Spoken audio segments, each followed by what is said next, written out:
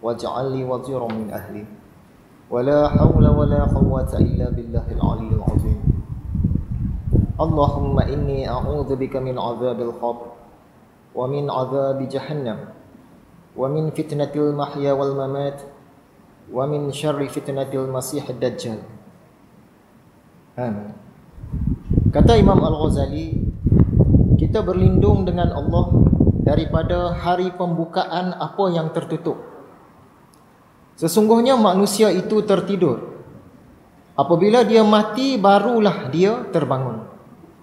Apabila manusia itu mati, barulah dia terjaga, barulah dia tersedar. Alhamdulillah, syukur. Malam ini kita menyambung pengajian kitab Ihya Ulumuddin bagi kali yang ke-40. Sambungan syarahan kitab akidah.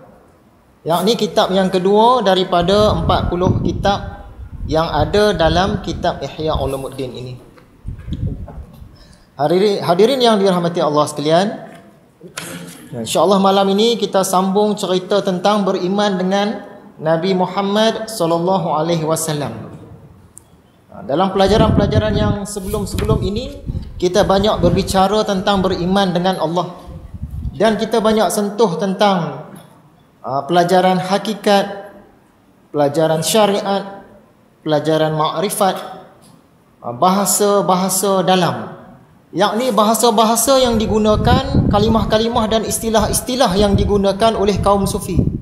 Dan juga perumpamaan-perumpamaan yang digunakan oleh ahli-ahli tasawuf. Jadi malam ini beriman dengan Nabi Muhammad, kita bukan saja beriman kata percaya dia tu ada. Mungkin sebahagian orang lah beranggapan bila kata percaya tak Nabi Muhammad ni, beriman tak dengan Nabi Muhammad? Ya. Tapi yang dia kata beriman tu maksudnya dia percaya Nabi Muhammad ni memang pernah ada. Memang ada, memang pernah hidup. Dia percaya yang tu. Tapi sebenarnya lebih dalam lagi, bukan sekadar percaya yang Nabi Muhammad tu pernah ada. Bukan percayakan zat tubuh badan dia saja, tapi percaya semua yang dia bawa. Yang tu maksud beriman dengan Nabi Muhammad.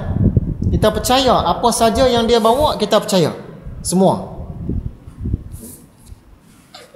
Jadi antara tuntutan beriman kepada Nabi Muhammad sallallahu alaihi wasallam adalah dengan mempercayai segala khabar yang dikatakannya. Seperti cerita-cerita yang dia bawa. Yang pertama, pertanyaan malaikat, Munkar dan Nakir. Yang kedua, tentang azab kubur. Yang ketiga, tentang neraca timbangan amal. Yang keempat, tentang titian sirat. Yang kelima, tentang Al-Haudul Maurud, yakni kolam Nabi Muhammad. Yang keenam, tentang syafaat hamba-hamba yang soleh. Kata Imam Al-Ghazali, dan tidak diterimanya iman seseorang dari kalangan hambanya sebelum beriman, sebelum percaya, sebelum meyakini dengan apa yang dikhabarkan Muhammad sallallahu alaihi wasallam tentang hal-hal sesudah mati. Jadi bukan setakat percaya wujudnya Nabi Muhammad itu sendiri, tapi kita percaya dengan apa yang dia bawa. Yang tu maksudnya. Jadi malam ni insya-Allah kita akan sentuh tentang alam kubur lah. Malaikat Munkar dan Nakir, dan juga tentang azab kubur. Jadi alam kubur ni tuan-tuan, kita tak boleh nak capai dengan 5 panca indera yang kita ada. Dengan mata di kepala kita pun tak boleh capai. Jadi Allah kurniakan, hadiahkan, anugerahkan kepada kita mata di hati. Dengan mata hati boleh capai sikit-sikit lah untuk kita memaham tentang alam kubur, azab kubur. Kalau kita berharapkan sekadar 5 panca indera ni, memang sampai kesudah kita tak akan percaya, melainkan dengan mata hati. Jadi insya-Allah malam ini akan terjawablah beberapa persoalan. Antara persoalan-persoalan yang bakal kita huraikan dan mendapat jawapannya pada malam ini antaranya, alam kubur ni, azab kubur ni adakah? Kita yakin, kita semua di sini memang percaya dah, dari kecil kita percaya dah. Tapi ada orang-orang di luar sana, bukan kata yang bukan agama Islam, yang dalam agama Islam pun ada segelintir yang dia menolak kewujudan adanya azab kubur. Nanti kita tengok kemudian. Jadi azab kubur ni adakah? Macam mana kita tahu azab kubur ni ada? Macam mana kita boleh yakin kata azab kubur ni ada? Apakah sandaran-sandaran dia? Apa bukti-bukti yang didatangkan? Apa hujah-hujahnya yang mengatakan azab kubur ni memang ada? Dan sekuat manakah sandarannya yang mengatakan azab kubur ni memang ada? Seterusnya, apa jawapan kita kepada golongan yang menolak azab kubur ni? Agama Islam dia percaya, tapi azab kubur dia kata tak ada. Macam manalah keadaan alam kubur orang-orang yang soleh? Macam mana pula keadaan alam kubur orang-orang yang ingkar?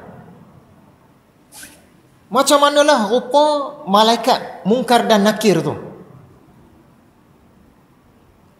Dari mana datangnya nama mungkar dan nakir, dan juga nama malaikat-malaikat lain, malaikat-malaikat yang utama lah, yang biasa kita dengar namanya, dari mana datang? Di dunia ini siapa ataupun apa yang dapat mendengar bunyi azab kubur? Dan macam mana cara kita, usaha kita, ikhtiar kita untuk selamat daripada terkena siksa kubur ni? Itu antara persoalan-persoalan insya-Allah akan terjawab setelah kita melalui kuliah pada malam ini. Hadirin yang dirahmati Allah sekalian, kita ini kadang-kadang, bukan nak kata kadang-kadang, memang selalu pun, kita terlalu banyak berbicara, berfikir tentang keduniaan. Sebab itu masa untuk kita berfikir, masa untuk kita membicarakan tentang alamat akhirat, termasuklah juga alam kubur ni, siksa kubur ni, dia jadi sempit. Kurang kita bicarakan. InsyaAllah malam ini kita tengoklah cerita tentang alam kubur dan azab kubur. Hadirin yang dirahmati Allah sekalian, mula-mula kita tengok nota kita, pertanyaan malaikat mungkar dan nakir. Kata Imam Al-Ghazali, iaitu yang pertamanya pertanyaan malaikat mungkar dan nakir. Kedua-dua malaikat ini ialah dua peribadi yang hebat, menakutkan, mendudukkan dengan baik akan hamba Allah dalam kuburnya dengan roh dan jasad, lalu menanyakan tentang tauhid dan risalah dengan mengatakan antaranya siapa Rabb kamu, apa agama kamu, siapa nabi kamu. Kedua-dua malaikat itu adalah pembawa cubaan di dalam kubur. Pertanyaannya tadi adalah cubaan yang pertama sesudah mati. Jadi Imam Al-Ghazali dia cerita ini bukan sekadar cerita kosong saja, ada sandaran-sandaran dia, hujah-hujah dia. Jadi insya-Allah malam ini kita akan meneliti beberapa hadis dan juga ayat-ayat Al-Quran. Hadis yang pertama diriwayatkan daripada Anas bahawa Rasulullah sallallahu alaihi wasallam bersabda. Hadis ni riwayat Bukhari dan Muslim. Sesungguhnya si mayat itu apabila diletakkan dalam kuburnya dan orang-orang yang menghantarnya pula mula kembali meninggalkannya, dan dia mendengar tapak kaki mereka. Ketika itu tibalah kepadanya dua orang malaikat, lalu didudukkannya sambil berkata kepadanya. Macam mana cara didudukkannya ni? Yang ni kita tak tahulah, kita tak pernah ke sana kan. Bukan maksud mayat tu tadi dibagi duduk dalam tu kan, mana ada ruang dia.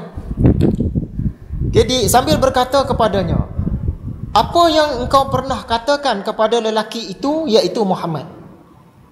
Ni antara persoalan dia selepas didudukkan tu tadi, ditanya Muhammad, okay, apa yang kamu kata tentang dia? Yang ini ada beberapa pandangan. Sebahagian ulama dia kata ketika itu dilintaskan Nabi Muhammad tu, dilintaskan. Kemudian malaikat tanya, apa kamu kata tentang orang tu tadi? Sebahagian lagi pula kata Nabi Muhammad tidak dilintaskan tapi digambarkan, ditayangkan, ditunjukkan. Macam mana cara dia kita pun tak tahu. Tapi mayat tadi dia nampak gambaran tu. Dan ditanyakan kepada dia, apa kata kamu tentang orang ini? Sebahagian lagi pula kata tidak dilintas, tidak digambarkan, tapi kita sendiri sebagai mayat kita tahu soalan tu. Apa pandangan kamu tentang orang ini? Kita tahu dia tanya tu tentang Nabi Muhammad. Boleh jadi juga. Contohlah dalam mimpi. Kita berada dalam mimpi, duduk di stesen bas, ada orang datang kat kita, dia pun tanya, nak pergi mana ni? Cadang nak pergi Kuala Kangsar. Kan dalam mimpi tu kita tahu kita nak pergi Kuala Kangsar, padahal sebelum tidur tadi kita tak cadang pun, tak cerita pun pasal Kuala Kangsar, memang tak ingat langsung. Tiba-tiba dalam mimpi tu kita masuk dalam mimpi, kita tunggu di stesen bas, orang tanya kat kita, nak pergi mana? Nak pergi Kuala Kangsar. Dari mana kita tahu nak pergi Kuala Kangsar tu tadi? Bukan mula-mula kita masuk dalam mimpi ada orang bagi tahu, kamu sekarang di stesen bas, kamu dalam perjalanan nak pergi ke Kuala Kangsar. Kalau ada orang mai tanya, jawab, kata nak pergi Kuala Kangsar. Tak ada. Kita sendiri tahu dalam mimpi tu tadi. Masuk dalam mimpi, orang terus tanya, nak ke mana ni? Oh, tunggu bas nak pergi Kuala Kangsar. Dari mana tahu? Dia sendiri tahu.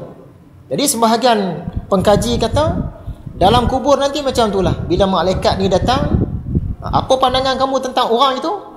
Kita tahu dah. Dia tanya tu tentang Nabi Muhammad. Wallahu a'lam.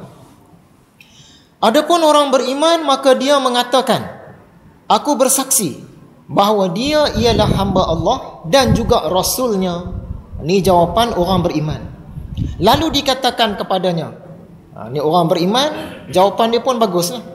Sekarang lihatlah tempat tinggal kamu di neraka. Sekarang Allah menggantikannya dengan tempat tinggal dalam syurga. Rupa-rupanya orang ni tadi tempat tinggal dia tu neraka dulu dah. Tapi sebab jawapan dia tu cantik, tempat tinggal yang neraka tadi tu bagi nampak, dinampakkan tempat tinggal dia dalam syurga, ganti. Disebabkan jawapan dia cantik. Rasulullah berkata seterusnya, kini sekarang si mayat itu akan dapat melihat kedua-duanya sekaligus. Dalam neraka nampak, syurga pun nampak. Qatadah menyambung periwayatannya lagi. Telah diberitahu kepada kami bahawa si mayat kemudiannya dilapangkan kuburnya seluas 70 hasta. Alam kubur tu lah. Kalau kita gali kubur tu nak tengok luas 70 hasta tak nampak. Sebab dia alam kubur, alam barzah. Dia alam lain tu ya, bukan di alam kita sekarang. Di alam kita sekarang, kita korek balik pun nampak dia macam tu lah. Ni dia alam kubur. Kan? Alam kubur tu lain, alam jin lain, alam malaikat lain. Diiringi dengan segala macam hijau-hijauan. Mungkin tumbuh-tumbuhan lah kot, ataupun cahaya-cahaya, ada nur kah kita pun tak tahulah. Yang hijau-hijau lah. Sehinggalah ke hari kebangkitan. Maksudnya kuburnya, alam kuburnya diluaskan. Dia rehat dalam keadaan yang seronok lah, tenang, damai. Sampailah hari kiamat, hari kebangkitan. Kemudian katanya lagi, adapun si kafir ataupun si munafik, apabila kedua-dua malaikat tadi mengatakan kepadanya, apa yang engkau katakan kepada lelaki itu, yakni Muhammad, dilintaskan ke, betul Nabi Muhammad datangkan ke, ataupun dia tahu sendiri, apa jawapan dia? Dia akan menjawab, aku tidak tahu, aku ikut sahaja apa yang dikatakan oleh orang lain. Kedua-dua malaikat itu berkata, engkau tidak tahu dan tidak faham. Kemudian dia pun dibelasah dengan tukul besi ke telinganya. Lalu dia pun menjerit dengan satu jeritan yang kuat sekali, sehingga terdengar oleh semua makhluk Allah selain manusia dan jin. Dia menjawab sebahagian daripada persoalan yang kita kemukakan awal tadi. Dipukul dengan tukul besi ke telinga dia, sangat kuat jeritan dia, semua pun dengar kecuali manusia dan jin. Hadis riwayat Bukhari dan Muslim. Seterusnya tentang para malaikat. Yang nama-nama malaikat tadi itulah. Kita sebut Jibril ataupun Jibrail. Orang putih sebut Gabriel. Gabriel. Jadi menyampaikan wahyu, tugas dia. Yang kedua Mikail. Orang putih sebut Michael. Ini malaikat yang membawa rezeki. Semalam anak saudara saya lahir seorang, lelaki. Bapa dia bubuh nama Mikail. Yang ketiga Israfil, meniup sangkakala. Yang keempat Ridwan, menjaga pintu syurga. Yang kelima Malik, menjaga neraka. Yang keenam Raqib, mencatat amalan buruk. Yang ketujuh Atid, mencatat amalan baik. Raqib mencatat amalan baik, Atid mencatat amalan buruk. Yang ke-8 Israel, orang putih sebut Azrael. Tugas dia mengambil nyawa malaikat maut. Yang ke-9 Munkar, menyoal mayat di dalam kubur, di alam kubur. Yang ke-10 Nakir, sama juga kerja. Jadi nama malaikat Israfil, Munkar dan Nakir tidak disebut di dalam Quran, tetapi ada disebut dalam hadis. Itu asal nama mereka yang 3 orang tu. Nama malaikat Israel tidak ada disebut dalam Quran, dalam hadis-hadis pun tak ada. Ringkas cakapnya macam tu lah. Dalam hadis-hadis yang kukuh tak disebut nama dia, disebut sebagai malaikat maut saja. Jadi nama Israel ini mungkin dia ambil daripada sebutan orang-orang Yahudi lah. Orang Yahudi sebut Azrael, malaikat maut tu. Jadi kita pun ambil daripada situ, kita sebut Israel sekali. Memang orang-orang Yahudi ni, di bahagian belakang nama mereka tu, Nabi-Nabi dulu-dulu dia ada Il. Il ni kata pengkaji Tuhan lah. Ismail, Nabi Ismail. Yang malaikat-malaikat tadi pun kan beberapa orang Il belakang dia. Jibril, Mikail, Israfil, Nabi Ismail, Nabi Samuel, Il juga belakang dia tu. Nabi Daniel, Il juga. Nabi Yaqub, nama lain dia Israel, Il juga.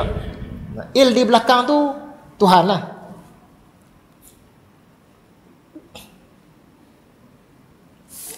Hadis yang kedua tentang alam kubur, siksa kubur. Nabi SAW pernah melewati 2 buah kubur. Lalu baginda berkata, kedua-dua penghuni kubur ini sedang disiksa. Hadis ni riwayat Bukhari dan Muslim. Sebab kita percaya dengan Nabi Muhammad, beriman dengan dia bukan dengan percaya wujudnya dia saja, percaya apa yang dia bawa, hadis dia pun kita percaya. Dari situlah kita percaya kata ada azab kubur ni. Kedua-dua penghuni kubur ini sedang disiksa, dan mereka disiksa bukanlah kerana dosa besar. Maksud dia memang adalah siksaan azab kubur tu. Salah seorang dia kerana dia tidak membersihkan air kencingnya, sedangkan yang seorang lagi suka membawa-bawa mulut. Kemudian baginda meminta satu ranting hijau, dibelahnya 2 dan dipacakkannya di atas kubur itu seraya berkata, moga-moga akan diringankan ke atas kedua-duanya selagi ranting-ranting itu masih belum kering. Hadis yang ketiga, yang nak membuktikan memang ada alam kubur, azab kubur. Jadi kita ni bila cerita tentang kubur ni biasanya kita rasa seram. Zaman kita kecil-kecil lah, kita dah tua-tua ni kita dah tak seram dah, kurang dah. Kalau lalu kubur lagi seram. Kita lalu tepi kubur, kalau tiba-tiba ada suara pula tanya nak ke mana tu, lagi seram. Tapi dah ini pelajaran yang dibawa oleh Nabi Muhammad, kita kena ceritalah tentang kubur ni. Kita seram ke tak seram ke kena cerita. Seorang sahabat saya, dia cerita zaman dia mengaji pondok dululah. Ada kematian, jadi tok guru dia amanahkan dia dengan kawan dia 2 orang baca Quran waktu malam di kubur orang sebagai latihan. Kubur tu naik bukit sikit, kawasan memang gelap, tak ada apa-apa lampu. Di bawah bukit ni ada satu pondok. Jadi mereka pergi berdua bila malam, start maghrib tu pergilah. Kemudian Seorang pergi baca, naik bukit baca kat kubur tu. Seorang tunggu di pondok. Dia tukar-tukar, berapa jam sekali tukar. Time dia pergi tu, mereka ni ada golok seorang sebilah. Time dia pergi, dia siap lah golok dia. Elok dia baca Quran, tiba-tiba dia kata nampak satu anjing hitam. Anjing tu telinga dia punya labuh sampai kena ke tanah. Anjing tu dia tak tahulah apa makhluk dia. Mungkin anjing betul ataupun mungkin jin yang menyamar ke, tak tahu. Tapi dia berani. Dia cabut golok dia, dia cabar anjing tu. Dia kata kalau kamu ni jin syaitan, sila datang dalam rupa yang asal supaya kita boleh lawan. Anjing tu pergi. Anjing tu tak berani. Tak tahulah kan. Boleh jadi anjing biasa saja, dan boleh jadi juga memang jin yang menyamar. Tapi dia cabar. Kalau kita mungkin kita lari dah kan. Dia cabar. Sila datang dalam rupa yang asal. Baru kata nak lawan. Anjing tu pun lari.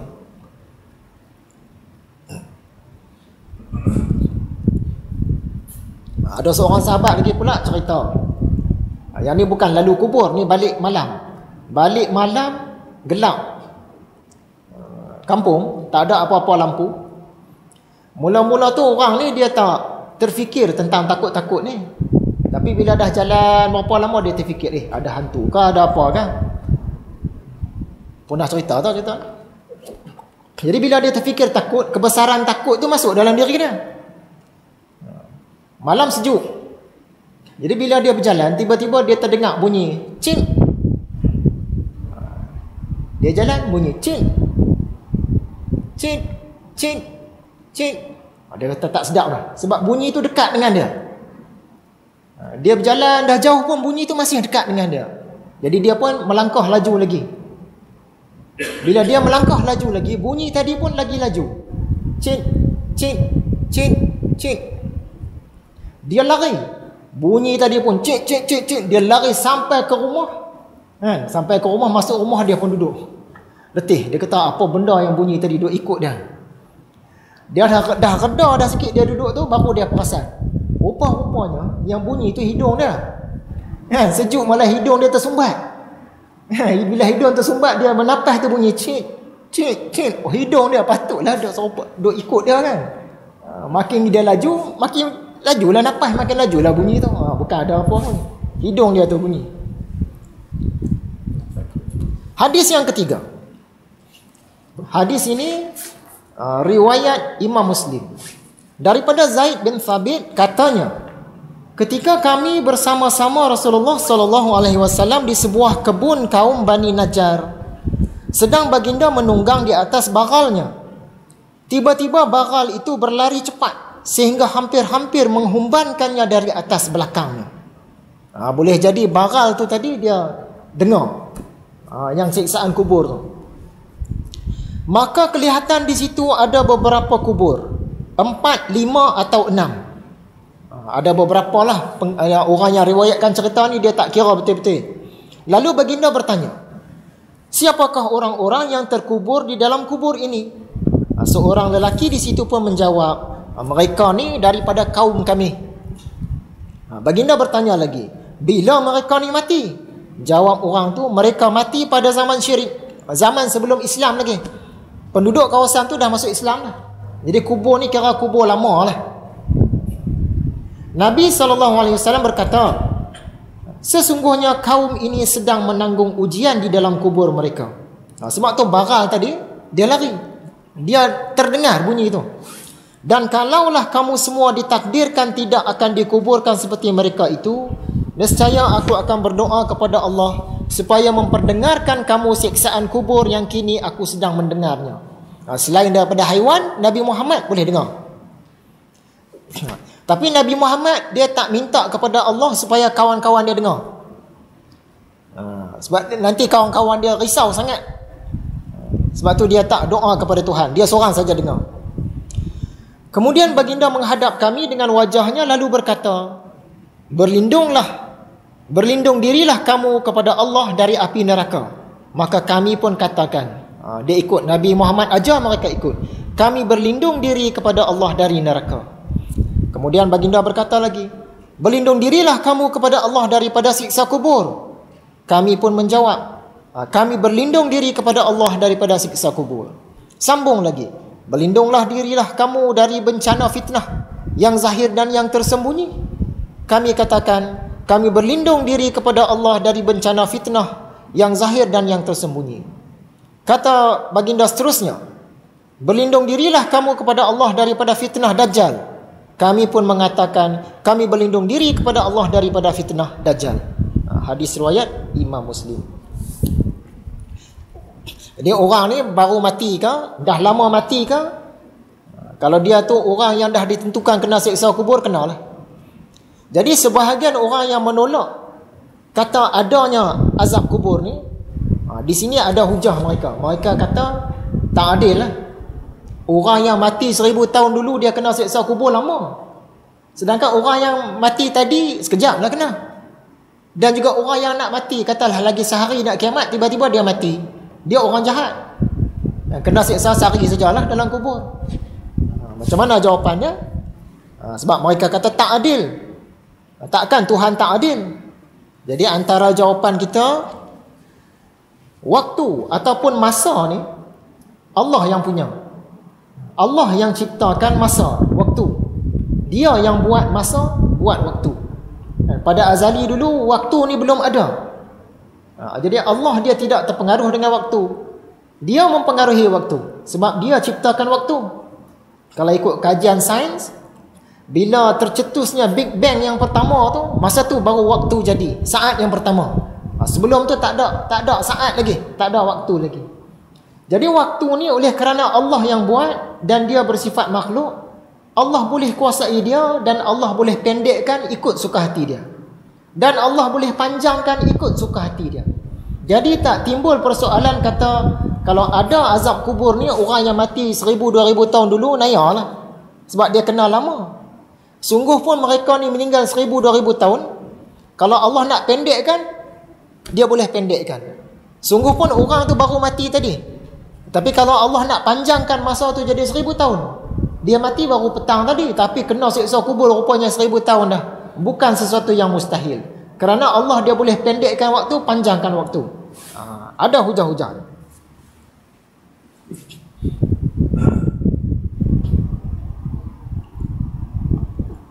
Kita tengok alam manusia dengan alam jin. Kan berbeza waktu dia. Begitu juga dengan alam malaikat. Waktu dia berbeza. Dulu pernah ada pelajar asrama, dia tersesat masuk ke alam jin. Orang cari dia 2 hari baru jumpa. Bila ditanya kepada dia, kenapa tak balik? Dia kata nak balik. Macam mana? Dia baru duduk, dia kata baru sejam. Padahal orang cari dia 2 hari baru jumpa. Tengok waktu di sana macam mana. Waktu alam yang dia pergi tu lain.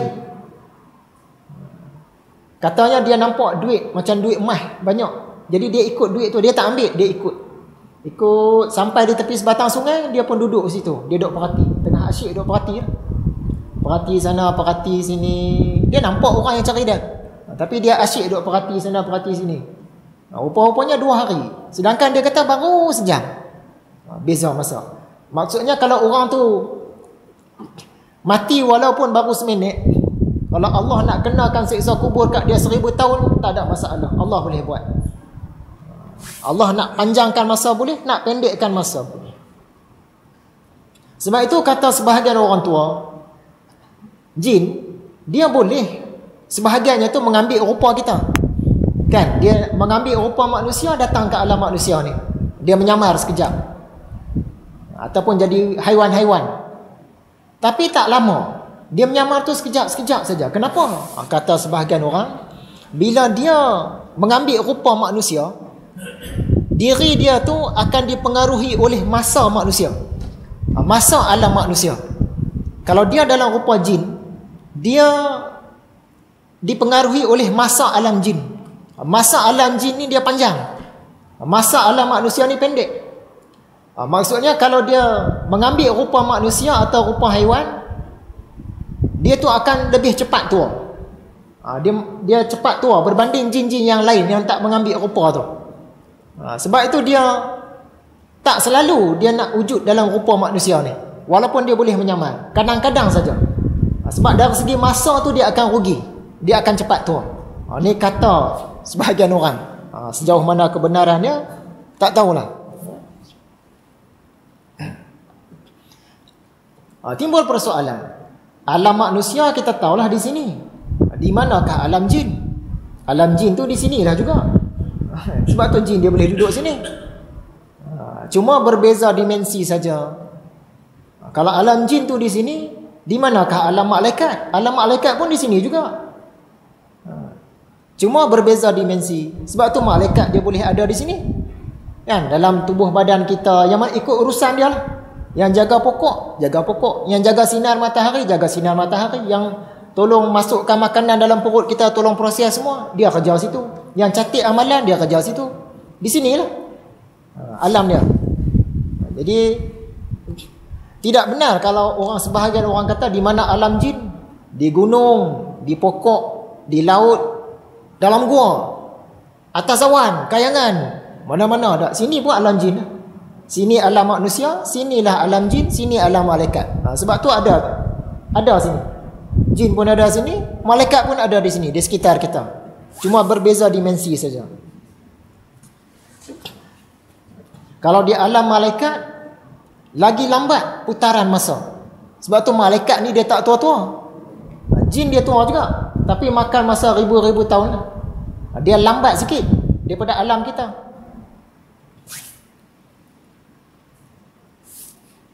Jadi dengan hujah ini kita boleh tolaklah pandangan yang kata azab kubur ni tak ada, sebab kalau ada dia akan menunjukkan Tuhan bersifat zalim. Orang yang mati 3000 tahun dulu dah 3000 tahun dah kena azab kubur. Orang yang baru mati hari ni baru sehari. Sebenarnya masa tu dia bawah kekuasaan Tuhan. Dia boleh panjangkan ikut suka hati dia. Ikut kekuasaan dia. Bukan ikut suka hati dia, ikut kekuasaan dia lah, kehendak dia.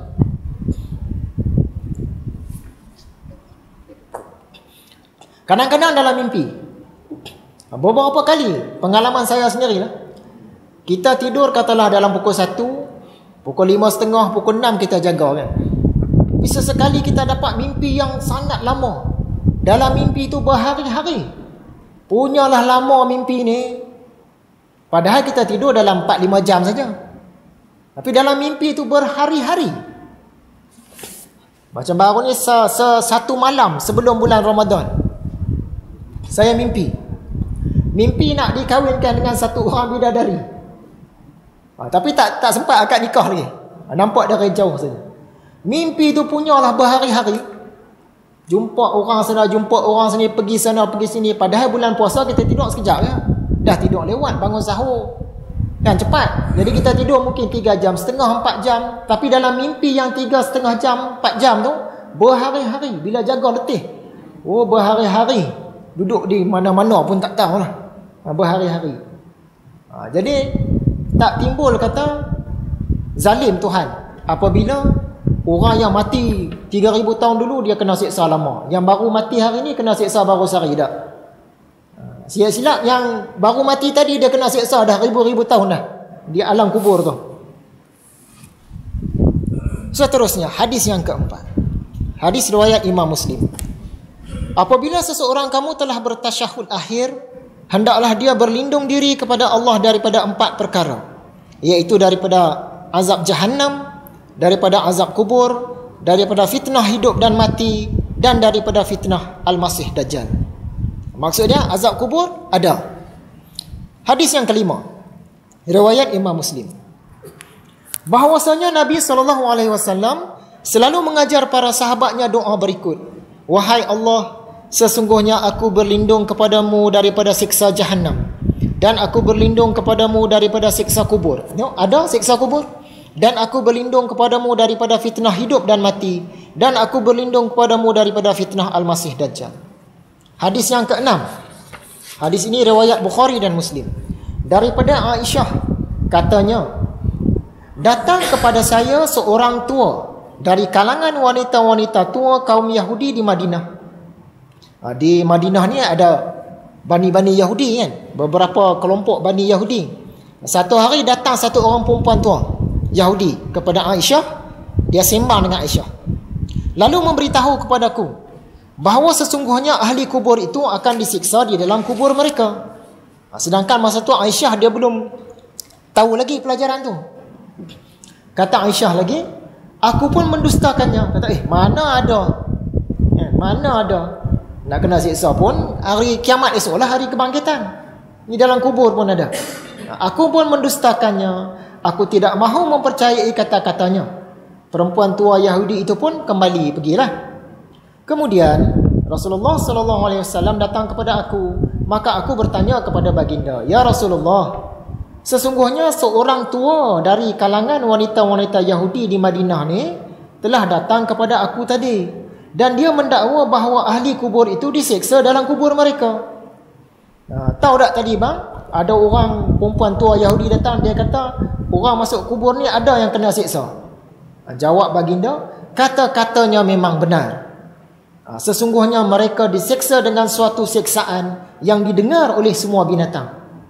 Berkata Aisyah lagi, sesudah peristiwa itu aku tiada mendapatinya, yakni Rasulullah, di dalam mana-mana solat, melainkan dia berlindung diri daripada siksa kubur. Jadi cerita yang Sayyidatina Aisyah dapat ni cerita Israiliyat. Cerita Israiliyat. Kalau ikut pandangan sebahagian orang, bila sebut cerita Israiliyat saja, confirm tolak, 100% tolak. Ini cerita Israiliyat.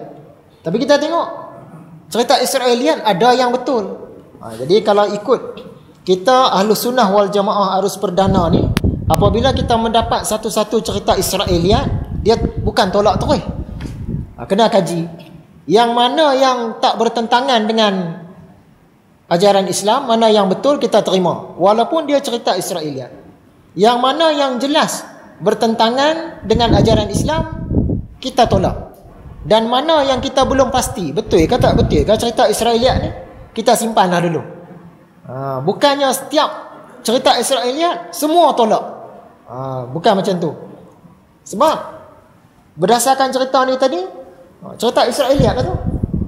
Tapi Nabi Muhammad mengiyakan cerita tu. Jadi hadis ni pun dia membuktikan memang ada siksa kubur. Hadis yang ke-7, riwayat Bukhari dan Muslim, daripada Abu Ayyub katanya, sekali peristiwa Nabi SAW keluar pada seketika matahari telah terbenam, maka baginda terdengar satu suara, lalu baginda berkata, aku terdengar suara kaum Yahudi sedang disiksa di dalam kuburnya. Maksudnya ada siksa kubur. Ada juga orang berhujah, katanya siksa kubur ni pada kaum-kaum sebelum ni tak kena, pada kaum Nabi Muhammad ni kena. Hadis ni dia jawab lah, kaum-kaum sebelum ni pun kena. Bukan kata kaum Nabi Muhammad saja kena. Hadis yang ke-8. Hadis ini riwayat Abu Hatim dan Turmizi. Apabila seseorang itu dikuburkan, akan datang kepadanya dua malaikat yang hitam biru. Ni rupa malaikat Munkar dan Nakir tadi. Hitam biru. Hitam kebiruankah, biru kehitamankah, tak tahulah mana satu, tapi disebut hitam biru. Yang satu dikatakan Munkar dan manakala yang lain dikatakan Nakir. Lalu kedua-duanya menyoal, apa kata kamu kepada lelaki itu yang bernama Muhammad? Yang ni dia sebut nama. Dia ada sebut nama. Maka dia akan mengatakan apa yang pernah dia katakan di dunia dulu. Siapa yang cinta Nabi Muhammad, dia cakap yang bagus-bagus lah. Siapa yang menentang dia, menolak dia, cakap macam mana yang dia tolak tu lah. Sekiranya dia seorang mukmin, dia akan berkata, tiada Tuhan melainkan Allah, dan sesungguhnya Muhammad itu ialah hambanya dan rasulnya. Kedua-dua malaikat itu pun berkata, memang kami sudah tahu yang engkau akan berkata begitu.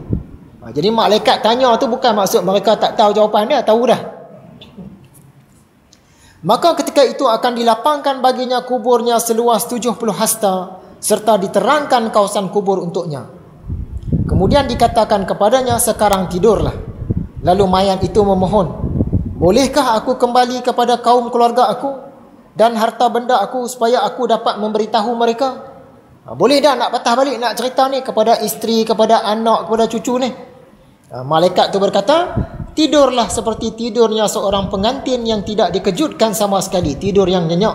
melainkan apabila isterinya berhajat kepadanya, sampailah dia dibangkitkan Allah dari pembaringannya itu.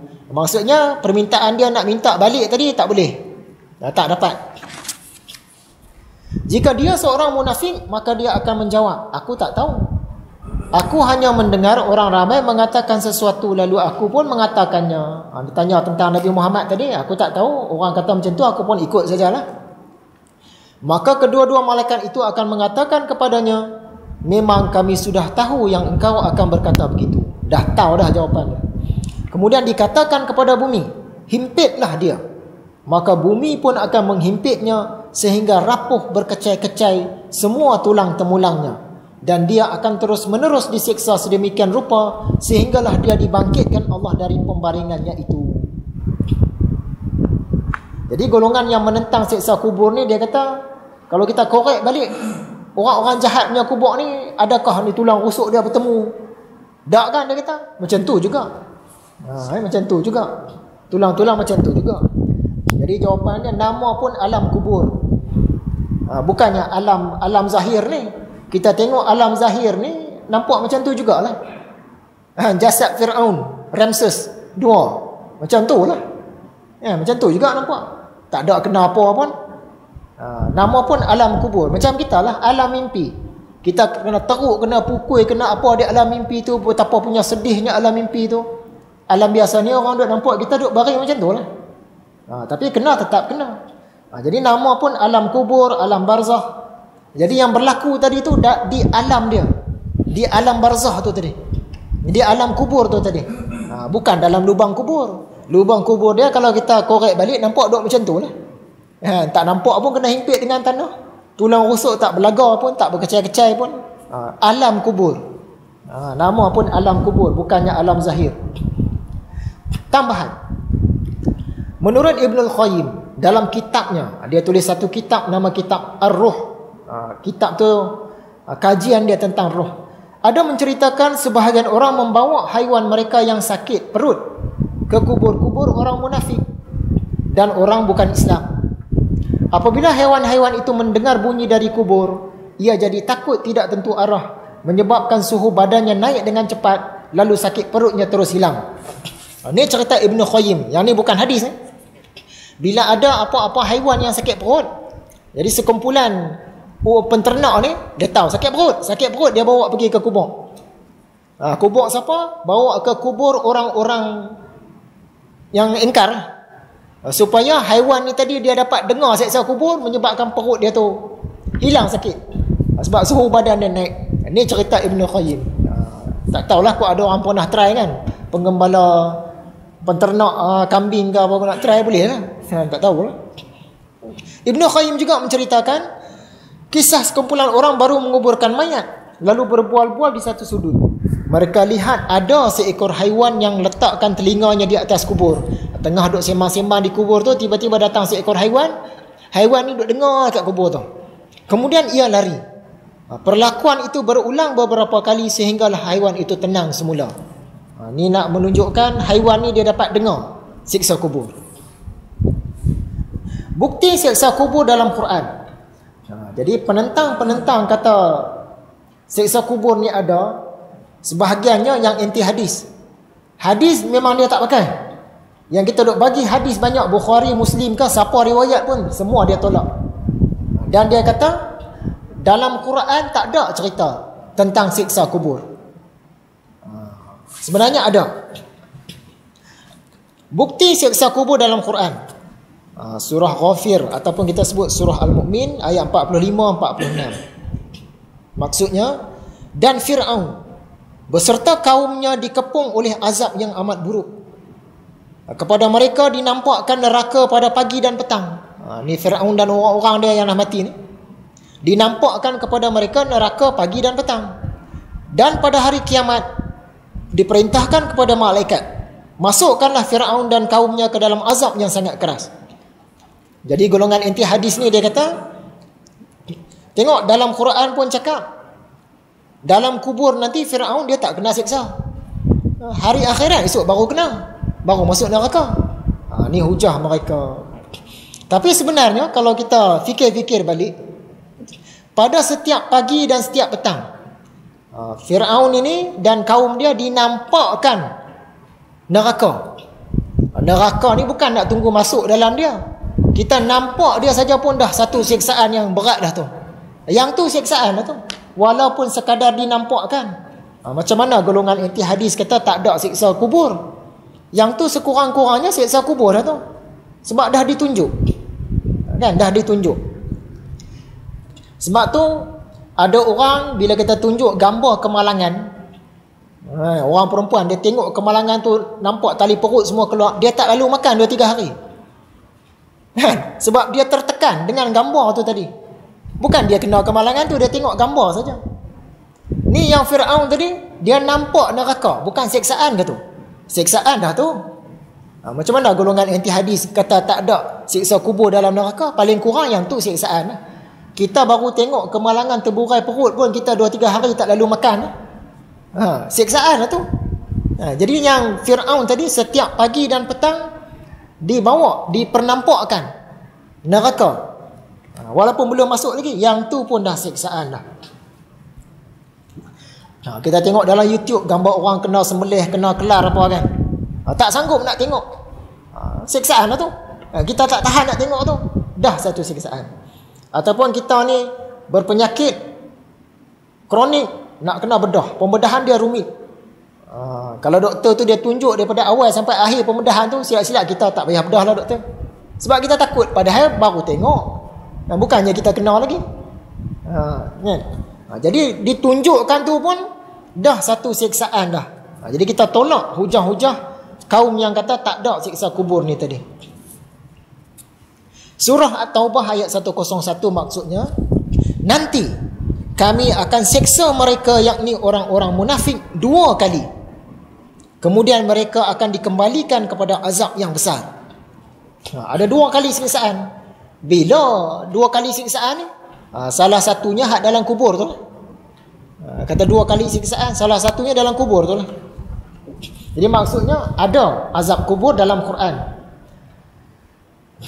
Sekiranya Al-Quran tidak menceritakan tentang azab kubur pun, kita tetap meyakininya kerana banyak diberitakan dalam hadis-hadis Nabi. Kita yang bukan golongan anti hadis, kalaulah dalam Quran tak cerita pun kita tetap percaya. Kerana dalam hadis-hadis banyak cerita. Dalam surah Al-Hasyr ayat 7. Dan apa juga yang diberikan oleh Rasul kepada kamu, maka terimalah serta amalkan. Jadi dalam Quran disebutkan tak sebutkan, kita percaya. Yang golongan anti hadis, yang jemaah Quran, mereka percaya Quran saja, hadis tak percaya. Dia tolak hadis. Yang tu dia perlukan bukti-bukti daripada Quran. Dan memang ada pun cerita Fir'aun tadi dengan cerita orang munafik tadi. Ada pun bukti yang mereka minta. Hadis yang ke-9, riwayat Bukhari dan Muslim. Jika seorang mukmin telah didudukkan di dalam kuburnya, ia kemudian didatangi oleh 2 malaikat lah, maka dia akan menjawab dengan mengucapkan la ilaha illallah wa anna Muhammadan Rasulullah. Itulah yang dimaksudkan al-khawlut sabit dalam firman Allah Ta'ala yang artinya Allah meneguhkan orang-orang yang beriman dengan al-khawlut sabit, ucapan yang teguh.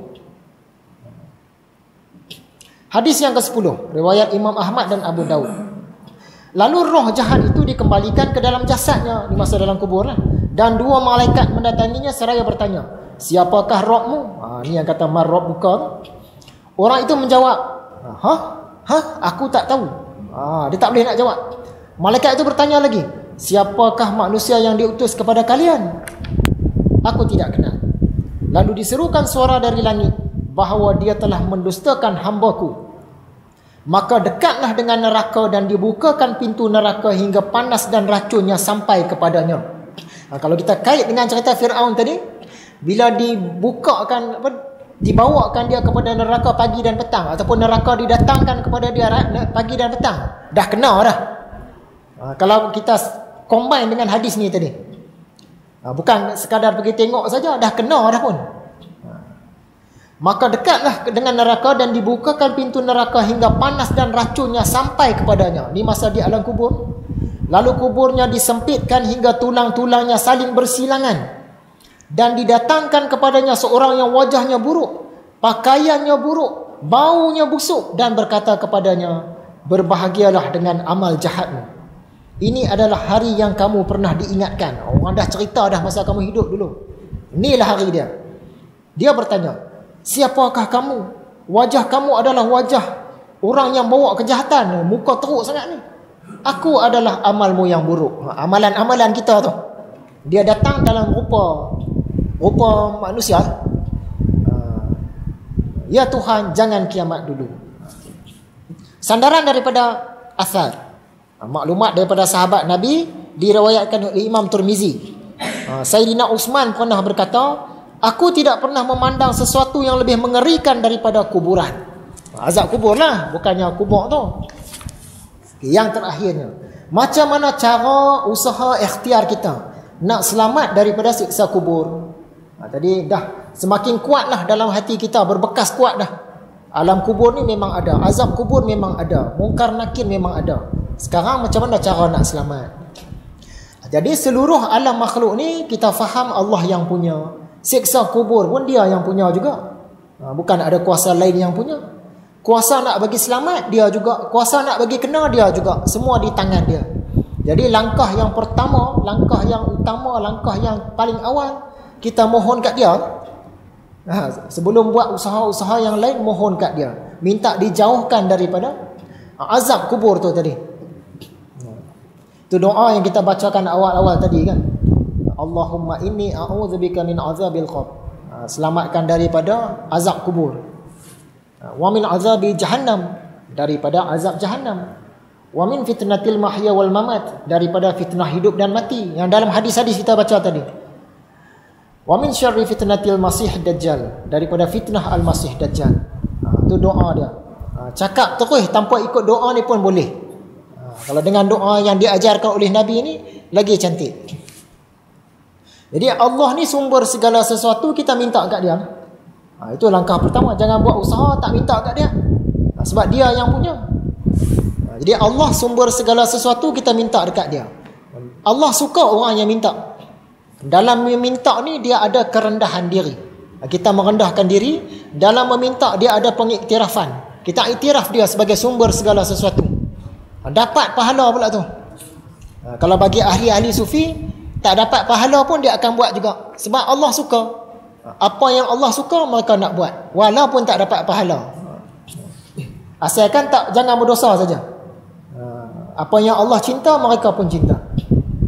Jadi langkah pertama, minta daripada Allah. Dan usaha-usaha yang lain, antaranya hadis riwayat Imam Tirmizi dan Abu Daud. Setiap orang yang mati akan diakhiri amalannya, terputus amalannya, kecuali orang yang mati dalam keadaan ribat, berjaga-jaga di perbatasan wilayah kaum muslimin pada jalan Allah. Orang yang perang ni jaga perbatasan. Perbatasan, kalau zaman dulu perbatasan ni sempadan negeri lah. Zaman sekarang ni perbatasan ni mungkin dah lebih complicated lagi. Mungkin dari segi internet pun dah dikira perbatasan dah. Kita punya tentera ada yang duk jaga bahagian cyber ni. Silap saja mereka hantar virus, mereka boleh ceroboh, dia duk jaga perbatasan tu. Mungkin yang tu pun masuk sekali. Zaman dulu-dulu tak ada lagi internet ni, jadi perbatasannya pinggir-pinggir negeri. Sekarang ni perbatasan tu dia lebih luas lagi. Dia orang yang berjaga-jaga di kawasan itu dan dia mati. Okay. Amalannya akan dikembangkan sampai datang hari kiamat dan akan diselamatkan daripada fitnah kubur. Orang yang berjaga-jaga di perbatasan dan dia mati dalam keadaan sedang bertugas. Hadis riwayat Imam Ahmad, Tirmizi, Ibnu Majah. Orang yang mati syahid akan mendapatkan 6 keutamaan di sisi Allah. Diampuni dosa-dosanya dari awal tertumpah darahnya, akan melihat batal tempatnya di syurga, akan diselamatkan daripada azab kubur. Yang tu, ini orang yang mati syahid. Diberi keamanan dari ketakutan yang sangat besar, diberi hiasan dengan hiasan iman, dinikahkan dengan bidadari, dan akan diberi kemampuan untuk memberi syafaat kepada 70 orang kaum kerabatnya. Hadis riwayat Imam Ahmad. Tidaklah seorang muslim meninggal pada hari Jumaat atau malamnya, kecuali Allah akan melindunginya daripada fitnah kubur. Hadis riwayat Imam Tirmizi. Ia, yakni surah Al-Mulk, adalah penghalang. dia adalah penyelamat yang akan menyelamatkan pembacanya dari azab kubur. Kena rajin-rajin baca, ambil tahu maksud dia, amal. Hadis riwayat Imam Ahmad dan Abu Daud. Maka adakanlah permaidani dari syurga, dandanlah ia dengan pakaian dari syurga, bukakanlah baginya sebuah pintu ke syurga, maka sampailah kepadanya bau wangi dan keindahannya. Dilapangkan kuburnya sejauh mata memandang. Kemudian datang kepadanya seorang yang tampan wajahnya, bagus pakaiannya, wangi baunya.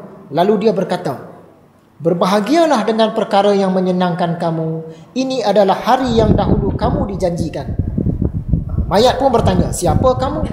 Wajah kamu adalah wajah orang yang datang membawa kebaikan. Yang datang tu tadi dia jawab, aku adalah amalanmu yang soleh. Jadi nak selamat pada siksa kubur ni, amal soleh. Itulah tadi antara ikhtiar, antara ilmu, macam mana cara nak selamat daripada siksa kubur. Sebab tu Imam Ghazali cakap kata-kata yang saya sebut di awal tadi, kita berlindung dengan Allah daripada hari pembukaan apa yang tertutup. Sesungguhnya manusia itu tertidur. Kita ni ringkas cakap sedang tertidur. Apabila dia mati barulah dia terbangun, baru sedar. Ni duk leka macam dalam mimpi. Hidup kita ni macam mimpi. Bila dah mati, masa tu baru sedar. Baru start hidup dia.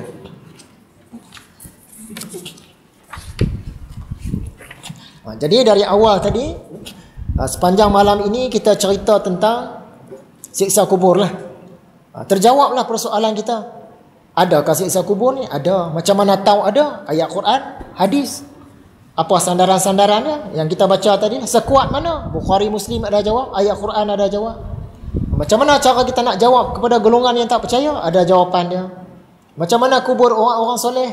Kita dengar dah tadi. Macam mana keadaan alam kubur orang-orang yang ingkar? Kita dengar dah tadi.